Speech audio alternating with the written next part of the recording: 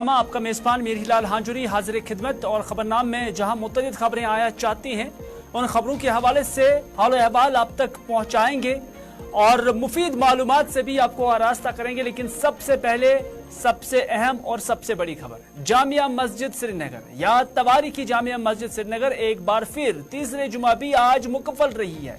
यानी तीसरे जुमा भी आज यहाँ नमाज जुमा की बाजमात अदायगी पर पाबंदी आयद की गई है और इस हवाले से जो मस्जिद इंतजामिया है उनका कहना है कि उन्हें इंतजामिया की जानिब से इस हवाले से आगाही दी गई है कि आज जामिया मस्जिद के अंदर नमाज जुमा जो है अदा नहीं की जा सकती है और इस हवाले से आज यहाँ पर नमाज जुमा जो है वो बाजमात अदा नहीं हुई है, बल्कि जो जामिया मस्जिद के मेंबर और मेहराब थे वो आज भी खामोश रहे और इस दौरान जो जामिया मस्जिद का मरकजी गेट है उससे भी मुकफ्फल रखा गया है। लगातार तीसरी जुमा आज ऐसी ही सूरत हाल और माना जा रहा है कि खदशात यही है कि इसराइल और फिलिस्तीन के अंदर जो सूरत हाल बन रही है उसके पेश नज़र यहाँ पर मुमकिना एहतजाजों को पेश नज़र रखते हुए, यानी इसराइल के खिलाफ और फिलिस्तीन के हक में यहाँ पर मुमकिना तौर पर एहतजाज हो सकते थे और उस दौरान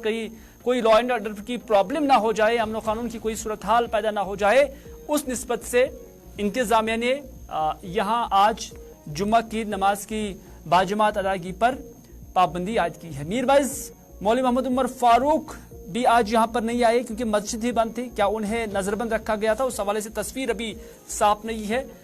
लेकिन फैसल रियाज हमारे इस सूरत हाल को देख रहे थे, उन्होंने जाए मौका पर जाकर सूरत हाल देखी। लेकिन जामे मस्जिद के साथ साथ इमाम बाड़ा बडगाम के अंदर भी आज जो खुमानी चौक है, इमाम बाड़ा खुमानी चौक बेमिना, वहां पर भी आज नमाज अदा नहीं हो सकी है। वहां पर भी सिक्योरिटी को सख्त किया गया था और माना जा रहा है कि आगा हादी उन्हें भी नजरबंद रखा गया है। हालांकि पिछले जुमा उन्होंने यहां से एक जुलूस बरामद करने के हवाले से कॉल दी थी, लेकिन आज एक बार फिर से उन्हें नजरबंद रखा गया है, खाना नजरबंद रखा गया है, जबकि इमाम बाड़ा के अंदर भी सिक्योरिटी को सख्त किया गया है।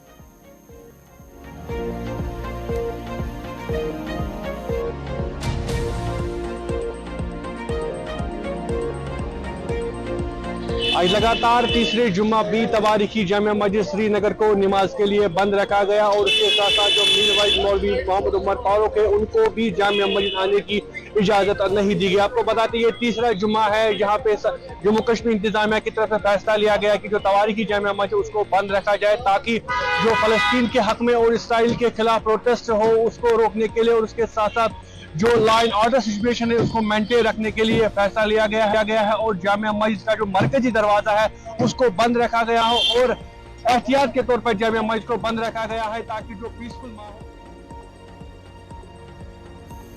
चले आपको नाज़रीन बताते चले कि आज हजरत शेख अब्दुल कादिर जिलानी रहमतुल्लाह अलैह का सालाना उर्स मनाया जा रहा है और इस निस्बत से आज जुम्मा भी थी और जुम्मा के पेश नजर खानियार श्रीनगर के अंदर ये मनाजिर आप देख सकते हैं। अभी जियारत जो है वो दिखाई जा रही है और जो यहाँ पर तबरुकात है उसकी निशानदेही की जा रही है और यहाँ पर भी सैकड़ों की तादाद में लोग यहाँ पर ये जियारत करते हुए नजर आ रहे हैं। सीधे आपको ले चलते हैं खानियार श्रीनगर, जहां से जियारत के ये मनाजिर आपके टेलीविजन स्क्रीन पर आप देख रहे हैं।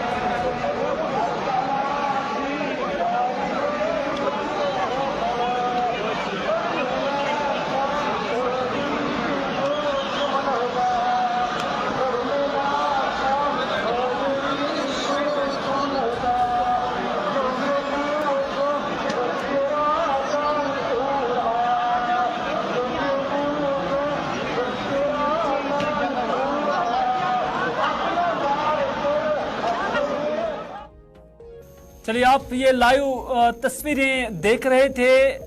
शेख अब्दुल कादिर जिलानी रहमतुल्लाह अलैह खानयार की जो जियारत है वहां से आप इन्हें लाइव देख रहे थे। और आपको बताते चले कि ये तस्वीरें जो हम आपकी नजर कर रहे हैं, उससे पहले यहाँ पर आज नमाज जुम्मा बाजमात अदा हुई है और मामूल के मुताबिक यहाँ पर लोगों की एक खासी तादाद यहाँ पर मौजूद थे। और इस दौरान वादी के सरकर्दा उलमाई किराम भी यहाँ पर आज सफ़ों में नजर आए। और आज उर्स पाक के सिलसिले में मुख्तलिफ इलाकों से आए हुए जो लोग थे, बशमूल खवातीन, बच्चे, बुजुर्ग यहाँ पर आए हुए थे। और बाद में फिर ये यहाँ जो ज़ायरीन आए हुए थे वो तबरुकात की निशानदी से फैज़याब भी हुए। मुख्तलिफ उलमा ने हमारे जो कैमरामैन हैं और जो हमारे नुमाइंदे हैं उनके साथ बात की है और उन्होंने क्या कुछ कहा आप तक पहुंचाने की कोशिश करेंगे।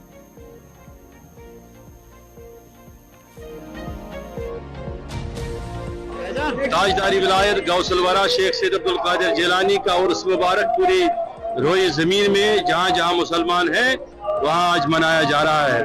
गौसे आजम की खिदमात न सिर्फ रूहानी एतबार से ही है, उन्होंने कल्चर को, जोग्राफिया निज़ाम को पूरे दुनिया में समझाया, मुतारफ कराया और बताया कि अल्लाह ताला की वहदानियत क्या है और हुजूर अलैहिस्सलातु वस्सलाम की रिसालत क्या है। पैगाम विलायत से उन्होंने हर किसी इंसान को मुतासर किया, इसलिए उन्हें मुहिद्दीन कहा जाता है कि उन्होंने नए सिरे से दीन इस्लाम को जिंदा किया।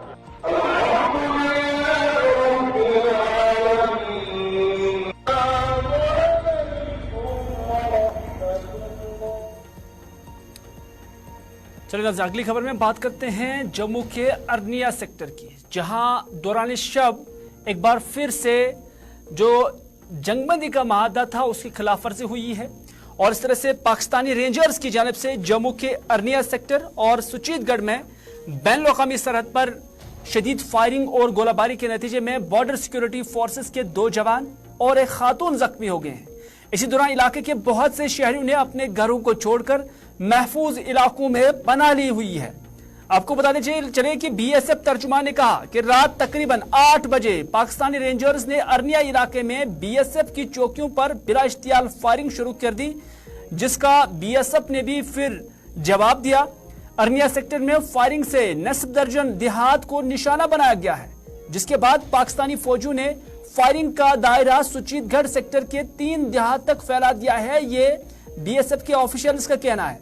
ऑफिशियल्स का यह भी कहना है कि पाकिस्तानी रेंजर्स की जानब से शहरी इलाकों को भी निशाना बनाते हुए चंद मोटर गोले भी फायर किए गए हैं। तर्जुमान ने बताया कि रात 11 बजे तक शदीद फायरिंग जारी रही, जिसके बाद वक्फे से फायरिंग का सिलसिला भी जारी था। जख्मी खातून की शनाख्त रजनी बाला जोजा बलबीर सिंह साकिन वार्डर 5 अरनिया के बतौर हुई है। आपको बताते चले कि भारत और पाकिस्तान ने 25 फरवरी साल 2021 को जम्मू और कश्मीर में लाइन ऑफ कंट्रोल और जो इंटरनेशनल बॉर्डर है जिसे आईबी कहते हैं, उस पर जंगबंदी की सख्ती से निगरानी के लिए जंगबंदी के मुआहदे पर दस्तखत किए थे और कहा था कि कोई भी तरफ इस मुआहदे की वायलेशन नहीं करेगा। ताहम अब यहां फायरिंग के वाक़ात पेश आने से मुआहदे की खिलाफ वर्जी हो रही है। दरी असना यहां सरहद के नजदीक रह रहे लोग सरकार से भी नाराज हैं। यहां सरहद के इस तरफ रहने वाले यानी अरनिया सेक्टर और सुचीतगढ़ के अंदर रहने वाले लोगों का कहना है कि यहां पर जो बंकर्स बनाए गए हैं वहां पानी 1-1.5 फुट पानी जमा रहता है, जिसकी वजह से वो वहां पनाह भी नहीं ले पाते। उनका कहना है कि वो महफूज नहीं है, इसलिए सरकार को उनके लिए खुसूसी अरेंजमेंट्स कर लेने चाहिए।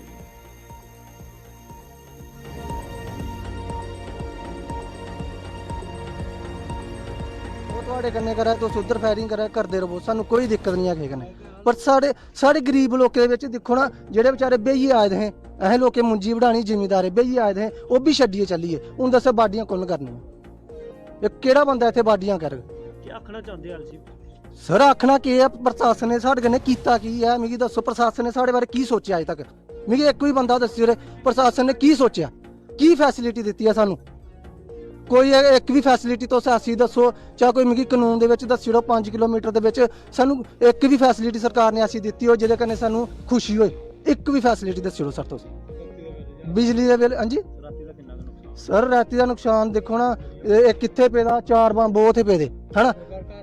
ਸ਼ੁਕਰ ਕਰੋ ਅਜੇ ਉਹ ਵਿੱਚ 2-3 ਬੰਬ ਉਧਰ ਪਏ ਦੇ ਹਨਾ। ਸਰ ਅਜੇ ਚਲੋ ਨਿਆਣੇ ਨਾ ਵਿਚਾਰੇ ਪੂਰੀ ਰਾਤ ਰੋਂਦੇ ਗੱਡੀ ਨਿਆਣੇ, ਤੇ ਦੱਸੋ ਰਾਤੀ ਨਿਆਣੇ ਲਈ ਕਿੱਥੇ ਜਾਣਾ ਫਾਇਰਿੰਗ ਵਿੱਚ।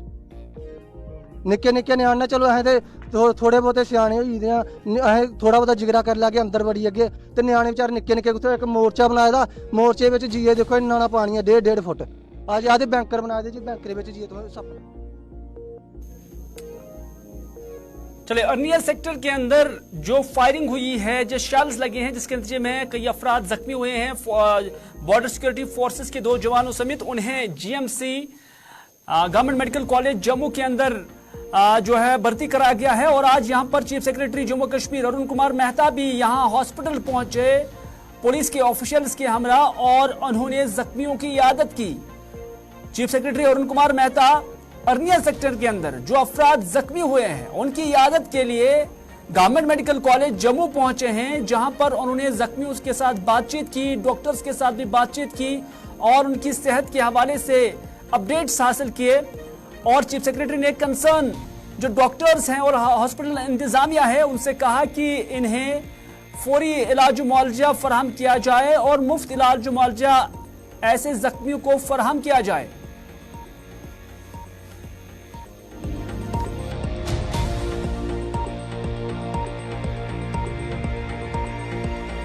उसके 10 बजे का टाइम था और हम अंदर लेटे हुए थे, तो गोलाबारी में 9 बजे शुरू हो गई थी। तो हम अंदर लेटे, 10 बजे का टाइम था, तो हमारे दरवाजे के पास भी बड़ा सा गोला पड़ा और तो दरवाजा चीर के ना अंदर चले गए फिंगर और हमारे बाजू को लग गई। तो बच्चा मेरे साथ है, मगर बच्चा ठीक है। तो घर वाले वो सभी ठीक है। और कोई नुकसान हुआ? हाँ, हमारे गाय के हैं उसको फिंगर लगी है और ट्रैक्टर है बस उसका टायर पंचर हुआ है।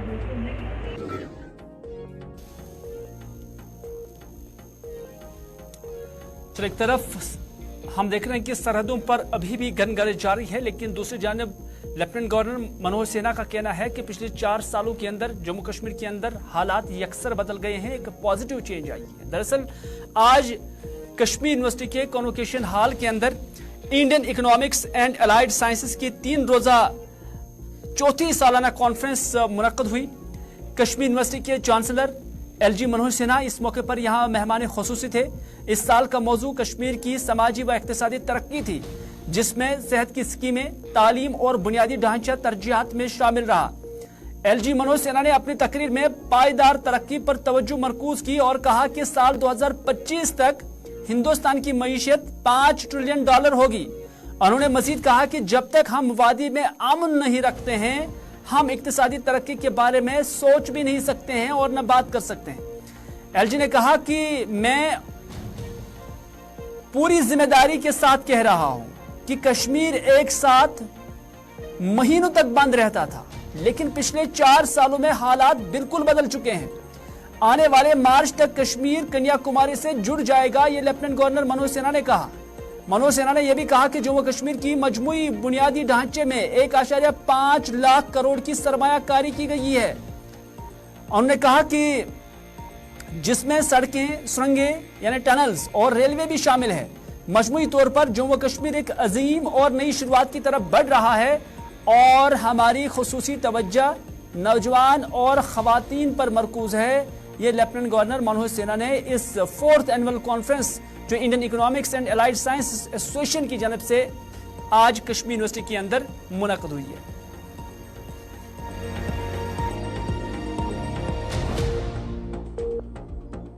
जब तक शांति नहीं होगी, विकास और समृद्धि नहीं आ सकती। ये बात मैं बड़ी जिम्मेदारी से कहना चाहता हूं और मुझे खुशी है कि पिछले 4 वर्षों में माननीय प्रधानमंत्री जी के नेतृत्व में काफी हद तक शांति स्थापित करने में हम सबको सफलता मिली और पत्थरबाजी इतिहास की घटना हो गई।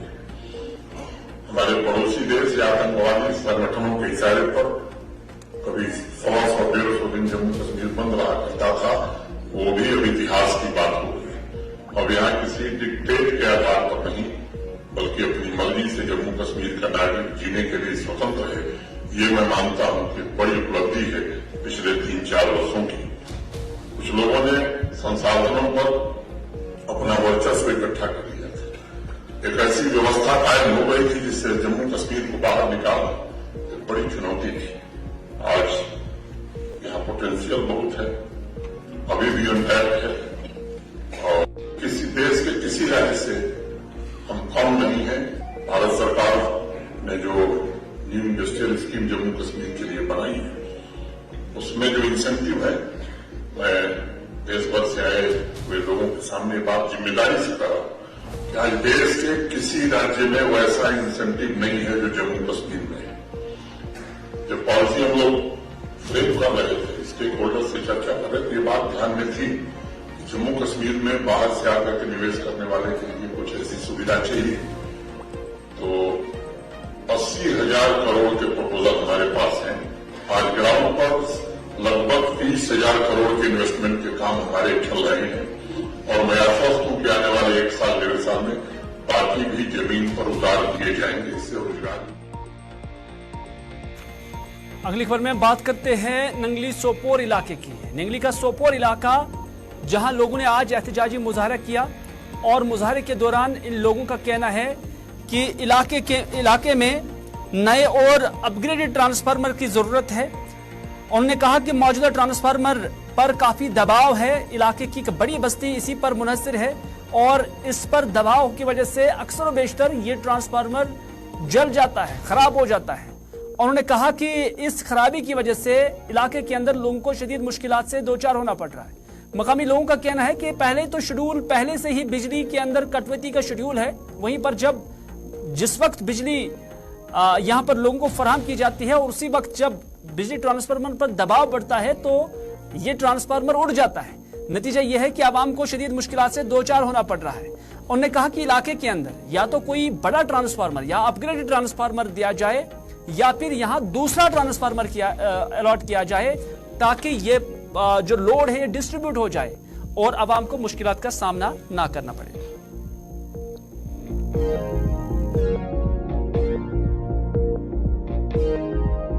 मोहल्ला नीली एक बड़ा इलाका है। सोपोर में सबसे बड़ा मोहल्ला है मोहल्ला नीली। तकरीबन 15 दिन पहले हमारा एक ट्रांसफार्मर 630 के भी था, तो पिछले 50 साल से हमारे इस इलाके में चल रहा था।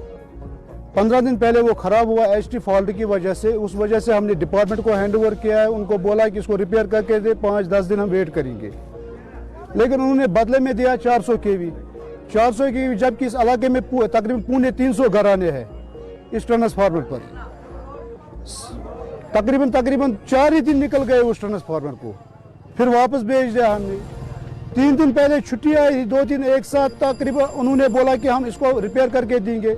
अब चूंकि हमारी एक ही मांग है, हमारा इलाका बड़ा है, इसमें परेशानी बहुत होती है, फार फ्लंग एरिया है, गरीब तबका है, यहाँ पर डिपार्टमेंट की कोई ऐसी व्यवस्था नहीं है कि पोल की या तार वगैरह की। बिल्कुल सारी डिपार्टमेंट इसमें नाकाम रहा है।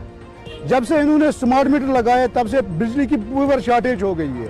इससे पहले थोड़ा बहुत पावर हुआ करता था, लेकिन स्मार्ट मीटर की बात जो इन्होंने वो दावा किया है कि हम इलाका के पूरी मीटराइज करके इनको 24 घंटे पावर देंगे, लेकिन 24 घंटे में तकरीबन 2 घंटे पावर होता है, जबकि फ्लैट रेट आते हैं। गुजान इलाक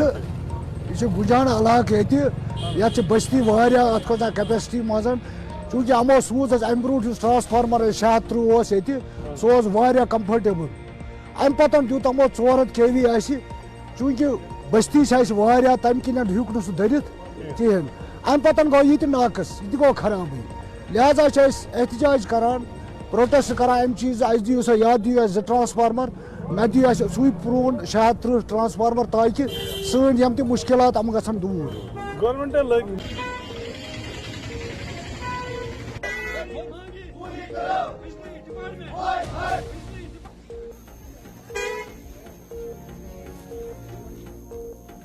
चलिए अभी खबर आ रही है कि आर स्वैन अब जम्मू कश्मीर के नए डीजीपी होंगे। आपको बताते चले कि दिलबाग सिंह जो सबसे ज्यादा मुद्दत के लिए जम्मू कश्मीर के अंदर डीजीपी रहे हैं, अब वो अपने ओहदे से सबकदोश हो रहे हैं और इस तरह से अब आर स्वैन जो 1991 बैच के सीनियर मोस्ट ऑफिशियल है उन्हें यह चार्ज दिया जा रहा है। इस हवाले से बाज़ाब्ता एक ऑर्डर भी जारी हुआ है जिसमें आर स्वैन को अब ये ओहदा संभालना होगा और आर स्वैन अब जम्मू कश्मीर के नए डीजी होंगे। अब आपने डेट भी देखा होगा 1/11/2023 से वो जम्मू कश्मीर के डीजी के तौर पर अपना ओहदा संभालेंगे। लेकिन आर स्वैन जिस ओहदे पर अभी फाइज है ये उसे इन एडिशन होगा, यानी दोनों ओहदों पर वो अभी अपना काम संभालेंगे। आर स्वैन जम्मू कश्मीर के अंदर एक senior most IPS officer 1991 batch के हैं और उनका पूरा नाम रश्मि रंजन स्वैन है और 31 तारीख से 31 अक्टूबर से वो अब जम्मू कश्मीर के नए DGP मुकर्रर होंगे।